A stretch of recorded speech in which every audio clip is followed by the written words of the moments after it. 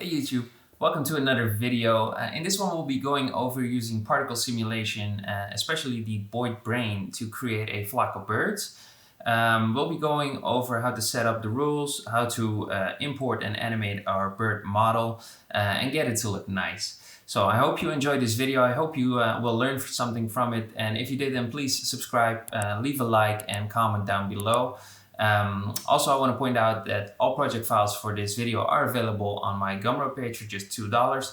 So if you want to follow along with those, then please feel free to get them. It helps support the channel. Also, if you do decide to make this yourself after seeing this tutorial, then feel free to share it with me on Instagram. It's super great to see what you guys make. So let's get into it. Okay, so we are back in a fresh Blender scene, and as always we are going to start off by hitting A and X and choosing OK just to clear up our scene. Now we are left with one collection here, so let's go ahead and rename that to birds. And let's import our bird model and get it animated. Now I've got this model from Sketchfab by a person named Devcels, and it's available for free as long as you attribute to them. So just go ahead and click on download there and download the original format. It will take a bit. And now in Blender, first of all, let's see where it is. So it's in downloads for me. Make sure to unpack it. So in downloads, there will be this new folder. I already unpacked the previous one. So make sure to unpack a 3D model and the texture. And in Blender now, let's go ahead and go to import. Choose wavefront.obj, go to downloads, import the model, and boom, done. Okay, so this is the model now. It's a nice low poly model, which will be handy for when we use it as a particle. Makes things nice and responsive. However, it has some slight issues, so let's just go ahead and fix these real quick. First of all, let's select everything and clear up these blue lines. So hit Ctrl E and choose Clear Sharp. This will delete all of the blue lines. And now if you select one face and move it, you can see they are all separated. So to fix this, we are going to mesh, clean up, merge by distance, and then deleting 1, 0. So the faces will merge. And if you pull one out, you can see it's merged. Now finally, let's add in a subdivision surface modifier here, making the bird look a bit smoother. And that's looking fine for this. Now let's animate the bird. Let's go into front view with numpad 1. And in the object data properties, add in a base shape key. Now tap into edit mode and enable toggle X-ray so you can actually see through the model. And then select some vertices on the right tip of the wing. Make sure proportional editing is turned on with O. Now G to move, scroll wheel to decrease the size of effect. And now let's move the wing up. Rotate it with R. And also rotate it on the Z axis. Just so you get a nice look. So I'm just gonna rotate this a bit more. Get the tip in the right angle. And let's do the same for the other side as well.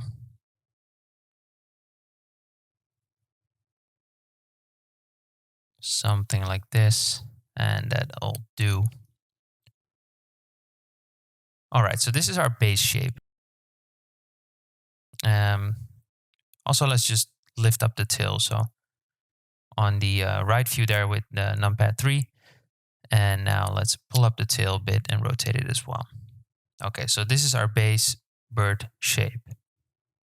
Now we want to add in a new shape key. So click the plus icon and let's name this something like wing movement or, well, whatever you want. Flapping wings, don't really care. And now we want to get them to the down position. So this is going to be a bit finicky, but it'll be sort of the same as before. I've just sped this up. So move these down, make sure proportional editing is still turned on, and get it to look sort of nice. Now don't forget to do this for both wings. Like so. And eventually we get something nice here, and I want to move the tail down in this case, rotate it as well. Done. Okay, so now we have the two shapes. And you will see if I scrub through this number here, it will switch between the two shapes. This will be the basis of our flying animation. So on the first keyframe, let's put it on 0 and hover over the numbers and hit I. Now let's go to the 15th keyframe, type in 1 here and hit I again. And then on the 30th keyframe, let's go to 0 again and hit I again. And this will be our basic animation. It's not very pretty, but you won't be able to tell that well when it's all zoomed out. So I'm just going to put my scene FPS to 30 real quick. And now I want to go and change the timeline down here to the graph editor. Select all the keyframes that we just created and hit N. Go into the modifiers tab and add the cycles modifier. This will effectively loop our wing movement, creating a flying look. Now let's rename our bird here, simply bird, and let's duplicate it. So Shift D, X, and move it to the side. And with this bird selected, let's change the keyframe so the wing speed changes. In this case, I'm going to increase the speed. So I'm going to move the first keyframe to 10 and the second one to 20. And which is very handy because the cycles modifier will automatically adapt to it. So now we have a fast bird and a slower bird, and I'm going to make a very slow bird as well. So I'm going to take the last keyframe and pull it all the way to 40. And the middle one and set it to 20. And now we have a fast one, a medium one, and a very slow one. And this diversity will make our flock look more realistic. So easy enough with good results. Now let's go into shading here with one bird selected, / to zoom into it and solo it. And let's add in a image texture. So Shift A, image texture. And then use the downloaded texture, obviously. And I think that's all we need to do. Well, let's just add in some roughness here. So plug in a color ramp there and plug that into the roughness. Now it will be way too shiny, but just pull the white value in. Now you get a reflective eye and some reflectiveness on the feathers, which will look nicely in the final render. Now let's select all 3 of our birds and just move them out of the way because we don't want them to show up in our render. So just move them to the side here. All right, now let's add a new collection here and let's name this one emitter. And let's add in a sphere here. Now let's disable the toggle X right there. And with the sphere selected, let's go to the particles and add in a new particle system. Now, I will be using the following numbers as the amount will be pretty low in this case because this is just the fluttering birds on the side. So 25 will do. The frame start is going to be a low number like -250. And this will mean it will start 250 frames before our actual animation. So the birds will already be in position on frame 1, which is something I want for the render. And the end frame can be 1. Now, the lifetime needs to be a very big number, so I'm just going to go for 5,000. So whichever length I'll be using for the animation, it will work. Now, let's disable show emitter in both render and viewport display, so the sphere is actually hidden. And we get one orb falling now. Now, if we go to the physics tab over here and we change from Newtonian to Boids, we will get something of a flock. Now let's change the airspeed to 2, the maximum airspeed. And in the Boid brain, everything is looking fine. So let's go to the render tab here, change it from halo to collection, change the scale to 1 and the scale randomness to 0.15. Choose the bird collection in the collection selector there. And make sure to enable object rotation and pick random. Now, as you can tell, our birds are a bit wonky. They don't look too healthy just yet, so let's work on that. It's an easy fix. With our birds selected, let's hit R and then Z and type in 90. And this will effectively change the rotation of our object. And now our bird should be flying in the correct way as actual birds. It might be the case that you need to change it in a different rotation, but do make sure to tweak that until you get the right angle. All right, so that's one of our fluttering bird flocks done, which are the ones we used on the side of the render. Super simple.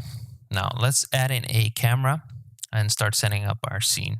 So Shift A, add in a camera. Move it out of the emitter collection, and let's add in a new collection. I'm just going to call this main, put all my other stuff in there. And now select the camera and hit numpad 0 to go into camera view, G and Y, and pull it back. So the birds are very zoomed out and very small. And now let's add in a empty. So Shift A, empty plane axis. Let's rename this to goal. And let's go back to our camera here, into the object constraints, and choose the track to tracking constraint.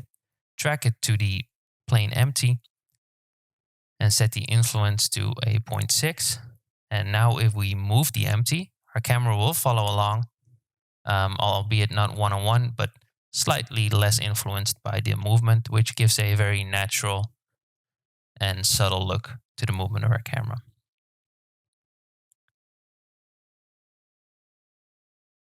Okay, I'm just moving the empty up so I get a more upward camera angle from the start.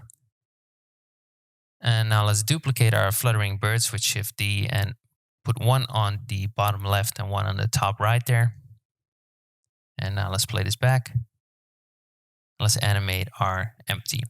So on the first keyframe, hover over the empty and hit I, choose location. Now let's go to the last keyframe of our animation and pull the empty slightly to the left and down. Now let's hit I again and choose location. And let's extend the length of our animation to 500 frames instead of 250. Make sure to zoom out here so we can actually see the entire timeline. Let's go to something like a 290. Hit I again, choose location again. So we get an area of no movement. And then on the last keyframe of our animation, pull the empty up and to the right a bit. And let's hit I again and choose location again. Okay. Now I see I have added too much personal space here, so I'm going to change the personal space for the fluttering birds to 0.8, the air personal space that is, which will allow them to be a bit closer. We'll pull one of the fluttering birds a bit more inside of the camera here, so it looks slightly better. And I want to add in a grid next. So Shift A and choose grid. Now for these subdivisions, let's use 20.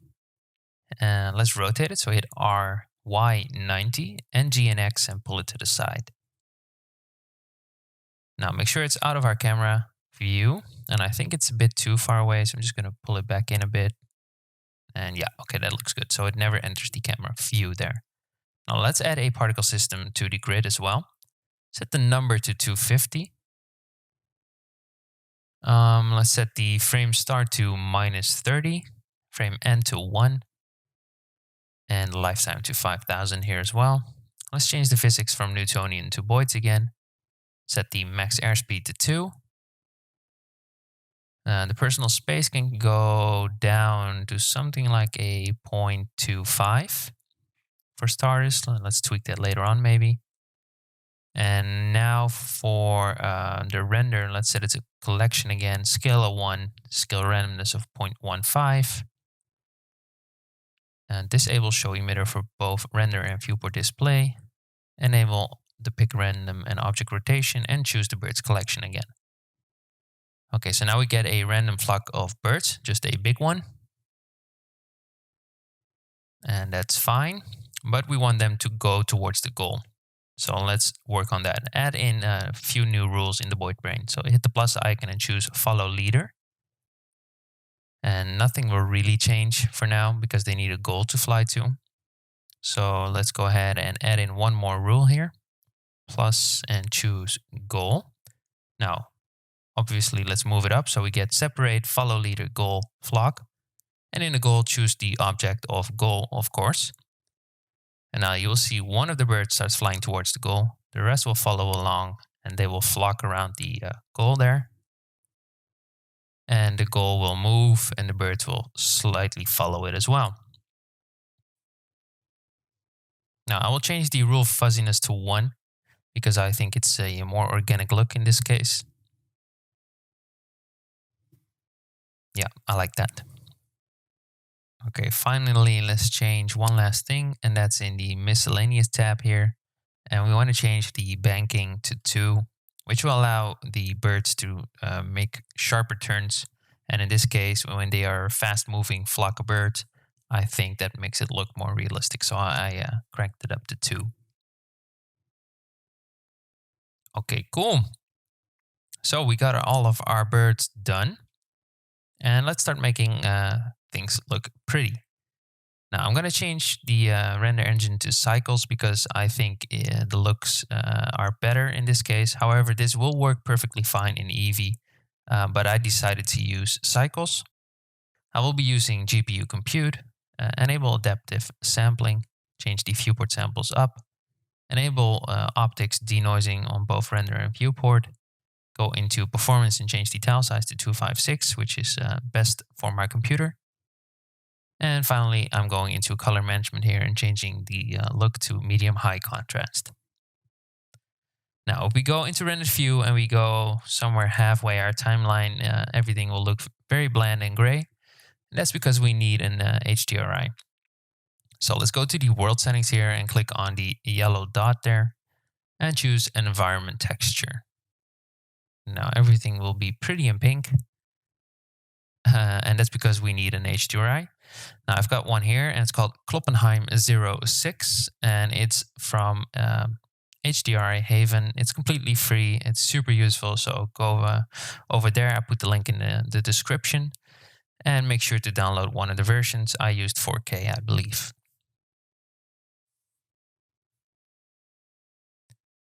All right, so that's our HDRI in. Now let's go into the shading tab here. Hit numpad 0 to go into the camera view and go into rendered mode. So we have everything in there. Now we want to change the sky position. So let's change the object to world down here and select our environment texture there and hit Control T. Now to get this to work, you need to have Node Wrangler enabled. So go to Preferences, Add-ons, look up Node Wrangler and make sure you have that enabled. This will allow you to add the texture coordinate and mapping nodes with Control T. Okay, so we want to change the Z rotation now. And I'm going to go for a value of minus something like this. Yeah, so just a slight change, minus 0.7. And for the Z location, I'm going to put it up to 0.2 meters. And this will make sure that we only see sky in our render. Okay, now that's that. Now I do think the colors are a bit bland, so I'm going to add in a hue saturation node here in between the output there. And I'm going to crank up the saturation to 1.8 and the value to 1.1, making it way more colorful and also a bit lighter. And this is a very nice, vibrant sky, I think. All right, so that's all we need to do for the HDRI. Now let's go back into layout here and let's add in a sunlight. So Shift A, light, sun. And I want to point this towards the birds, looking from our camera angle, so sort of matching up our HDRI. So I'm going into top view with numpad 7, hit R and then rotate it to sort of match it. Well, you can see the values here. So pause the video and use them if you want to. All right, so I'm going to crank up the value. 10 seems to be a bit much, so I think I'm going to go for a value of 5, which will make the birds a bit lighter, give that nice contrast. And it will also create shadows when they flock together, and I think that looks very nice. So that's all we need to do for the lighting. Now let's go back into solid view here, into camera, select it and use depth of field here. Set the goal as the depth of field mark. And let's change the f-stop to 1.4, giving us a nice amount of blur on the foreground element, which is the tree. And speaking about the tree, let's go ahead and create it. First of all, make sure you go into Preferences and have the Sapling Tree Gen add-on enabled. With the add-on enabled, you can Shift A curve and choose Sapling Tree Gen. Now I'm going to go for the white birch model here, so load the preset of the white birch down below. And let's go into branch splitting. Branch splitting. And let's crank up the levels to 3. And now let's go into the leaves tab here. Enable show leaves. I'm not going to increase the amount of leaves. I think these are fine. And now next up, let's go into armature here. Set the armature levels to 1 and check on use armature. And now finally, let's go into animation. Set the animation speed to 0.2. Everything will take a while to load. And enable leaf animation and armature animation. And now make sure to actually select your armature here and move the tree. So I'm going to move it to the side here. G and Y to pull it towards the camera. G and X to move it to the side again. And G and Z, and just moving it about till I get it nicely in the corner, right down. So we get the foreground element there.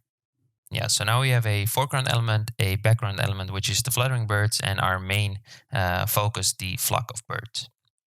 Now let's work on the materials for the tree. So select the leaf object and create a new material. I'm just going to call this leaf really quick.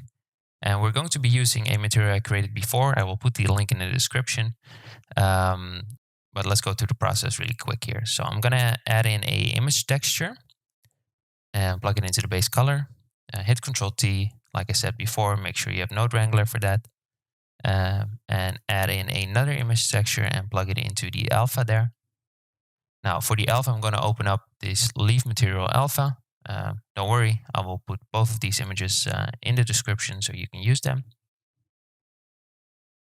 Yep, so selecting the alpha there. Let's scroll down here and go into viewport display and make sure the blend mode there is set to alpha hashed, so it actually works. And on the top one, let's put in the leaf base color. And that's our leaves. Now, as you can tell, they are sort of out of the object, and that's because our UVs aren't correct yet. So let's go into UV editing here. Make sure we have all of our leaves selected. And then on the left side, hit A to select all of our UVs.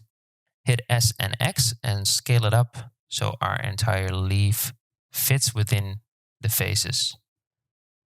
And I'm just going to move this point at the top there a bit to the side so the entire leaf is really inside of our UV.